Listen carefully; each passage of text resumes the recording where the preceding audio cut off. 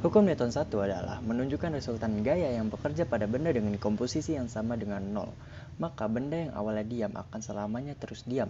Sedangkan benda awalnya bergerak lurus beraturan, maka akan selamanya terus bergerak lurus beraturan dalam kecepatan yang tetap. Jadi dapat disimpulkan bahwa dalam hukum Newton 1, percepatan benda berbanding lurus dengan gaya yang bekerja dengan benda tersebut dan berbanding terbalik dengan massa atau berat benda itu tersendiri. Sifat benda pada hukum Newton 1 cenderung mempertahankan keadaannya semula dengan sifat kelembaman atau kadar inersia yang sama. Itulah sebabnya mengapa hukum Newton 1 disebut juga dengan istilah hukum kelembaman. Bentuk umum dari inersia pada hukum Newton 1 terjadi beragam, misalnya momen inersia linear, momen inersia massa, dan momen inersia polar atau kutub.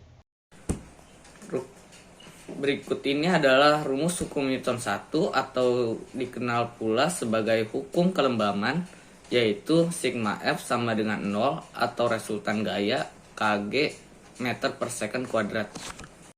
Hukum 2 Newton berbunyi percepatan suatu benda yang ditimbulkan oleh gaya berbanding lurus dengan besar gayanya dan berbanding terbalik dengan massanya.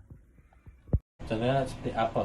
Apel merupakan contoh, apel yang kita merupakan contoh hukum Newton kedua seperti ini. Hukum Newton 3. Hukum Newton 3 menyatakan bahwa adanya gaya aksi akan selalu diikuti gaya reaksi yang besarnya sama tetapi berlawanan arah. Gaya itu akan saling meniadakan terutama jika gaya tersebut bekerja pada benda yang sama.